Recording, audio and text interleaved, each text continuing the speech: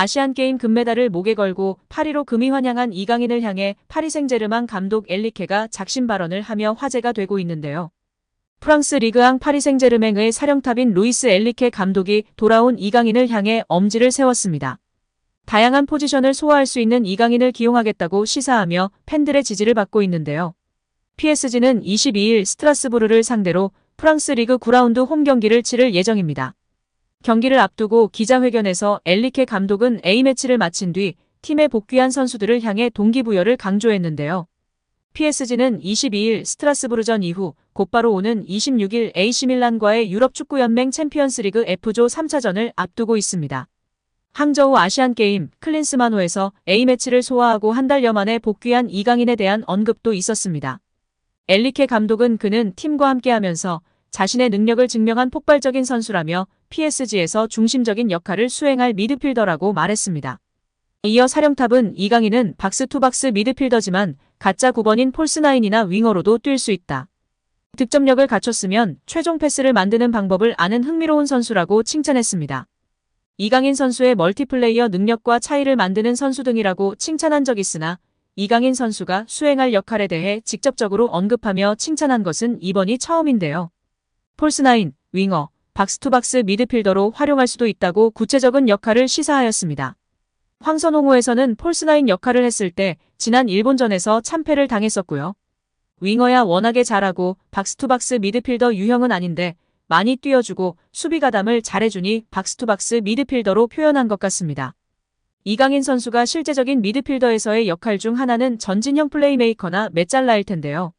이러한 유형의 선수들은 수비 가담이 적은 역할을 부여받기 때문에 아무래도 많이 뛰어주면서 수비 가담까지 해주길 원하는 것 같습니다. 프랑스 리그앙 홈페이지도 한 달여 만에 돌아온 이강인의 복귀 소식을 전했는데요. 매체는 이강인이 한 달 가깝게 한국 대표팀에서 활약한 뒤 돌아왔다고 설명했습니다. 프랑스 매체 레퀴프도 이강인의 복귀는 PSG에 새로운 옵션을 제공할 것이라고 기대감을 나타냈습니다. 아직까지 PSG에서 강한 눈도장을 찍지 못한 이강인의 왼발이 번뜩일 수 있을지 많은 팬들이 기대하고 있습니다. 엔리케 감독의 발언으로 인해 현지 매체는 이강인 선수의 선발을 예상하고 있는데요. 프랑스 라디오 방송 RMC는 스트라스부르전 예상 선발 라인업을 알리면서 이강인을 포함했습니다. 이강인은 우가르테 혹은 비티냐, 파비앙 루이스와 미드필더 조합으로 출전할 가능성이 높다고 전했습니다. 중계는 쿠팡 플레이로 보실 수 있는 상황이며 여기에 이강인의 경쟁자 중 한 명으로 꼽히는 선수의 이적설이 주목받고 있는데요. 물론 지난번 엄청나게 폭망 경기력을 선보이기도 했던 파비안 루이스입니다. 이번 시즌 출전 시간이 급격하게 줄어들면서 불만을 느끼고 있는 가운데 다가오는 겨울 이적 시장 때 이적을 추진할 계획이라는 전망이 전해졌는데요. 프랑스 풋 메르카토, 카날, 서포터즈 등 복수 매체는 20일 루이스는 내년 1월에 PSG를 떠나는 것을 고려하고 있으며 현재 아틀레티코 마드리드와 유벤투스 등의 관심을 받으면서 연결되고 있다고 일제히 소식을 전했습니다.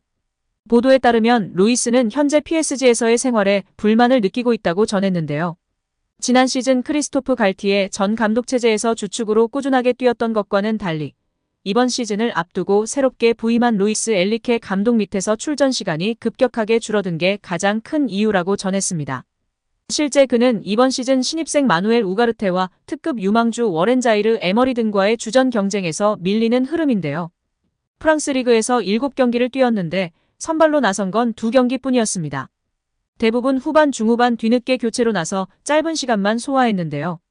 이에 평균 출전 시간이 32분밖에 되지 않는 상황입니다. 루이스는 특히 별들의 무대 유럽축구연맹 챔피언스리그에서 출전 기회조차 받지 못한 것에 대해 큰 불만을 느끼고 있는 것으로 알려졌습니다. 실제 그는 보루시아 도르트문트와 뉴캐슬 유나이티드를 상대로 후보 명단에 이름을 올렸지만 끝내 출전으로 이어지진 않았습니다.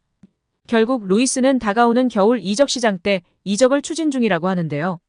이런 가운데 중원 보강을 계획하고 있는 아틀레티코 마드리드와 유벤투스의 영입 리스트에 오르면서 연결되고 있다고 전해지고 있습니다. 특히 그는 스페인 라리가 무대와 이탈리아 세리에 무대 모두 뛰어봤던 만큼 적응이 필요 없다는 점에서 이적에 흥미를 느끼고 있다고 합니다. 이강인의 주전 경쟁자 중 한 명이 나가서 희소식이기도 하나 만약 루이스를 판매한 금액으로 더욱 특급 미드필더를 데려올 가능성이 더 높기에 어떻게 될지는 두고 봐야 할 것 같습니다. 여기에 정말 이강인 선수가 합류하면서 PSG의 중원에 새로운 무기가 생기는 것으로 보고 있습니다. 국내에서 전술 분석에 능한 한 전문가는 파리 생제르맹의 중원이 결코 창의적이지 않다. 현재 파리 생제르맹의 키패스는 우스만 덴벨레, 음바페, 하키미, 비티냐만이 책임지고 있다. 이들의 출전 시간 대비 키패스가 많지 않은 상황이고 거의 모든 키패스는 사이드에서 발생하고 있다. 이에 이강인 선수가 중앙에 합류해서 키패스를 뿌려준다면 파리 생제르맹의 공격력은 배가 될 것이다. 현재 파리 생제르맹의 스쿼드의 네임밸류가 화려하나 이강인 선수처럼 안정적으로 경기를 운영하며 플레이메이킹하고 키패스를 뿌려주는 창의적인 선수는 이강인이 독보적이라고 생각한다. 충분히 가능성이 있기 때문에 파리 생제르맹에서의 선전을 기대한다고 전하며 팬들의 지지를 받고 있는데요.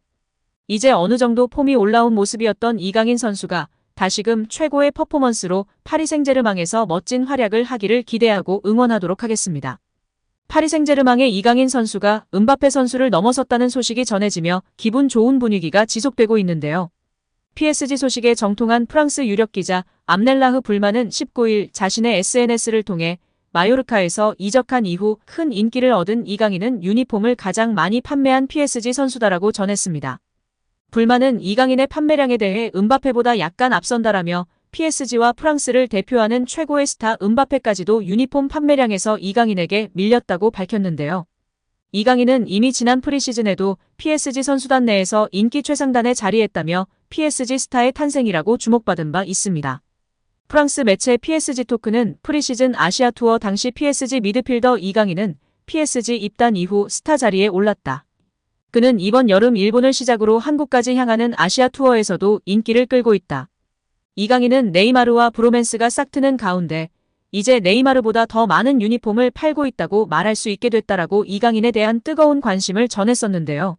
매체는 RMC 스포츠 소속 유력 기자 파브리스 호킨스의 보도를 인용하며 이강인과 네이마르가 일본 투어에서 가장 많은 팔로워를 보유한 PSG 스타라고 전했다. 현재 매장에서 가장 많은 유니폼이 팔린 선수로도 이강인이 선두를 달리고 있으며 네이마르와 마르퀴뇨스가 그 뒤를 잇고 있다라며 이강인의 유니폼 판매량이 슈퍼스타 네이마르와 PSG 주장 마르퀴뇨스를 제친 팀 내 1위라고 설명했었습니다. 스페인 매체 마르카는 이강인은 한국에서 열풍이 이미 터졌다. 판매되는 유니폼의 70%가 이강인의 것이며 샹젤리제 거리 매장에서의 판매 수치도 기대를 뛰어넘었다라며 이강인의 유니폼 판매량이 엄청나다고 평가하기도 했습니다. 이제 파리행 비행기에 몸을 실어 파리로 이동한 이강인인데요. 풋 메르카토는 그의 복귀는 현재로서 팀의 확신이 거의 없는 PSG에 많은 도움이 될 수 있다라며 최근 불안한 경기력을 보인 PSG에게도 희소식이라고 설명하며 이강인의 복귀를 조명했습니다. 오늘 영상은 여기까지입니다. 끝까지 시청해주셔서 감사합니다. 늘 건강하시고 더 좋은 영상으로 찾아뵙겠습니다. 구독과 좋아요도 잊지 마시고 부탁드립니다. 감사합니다.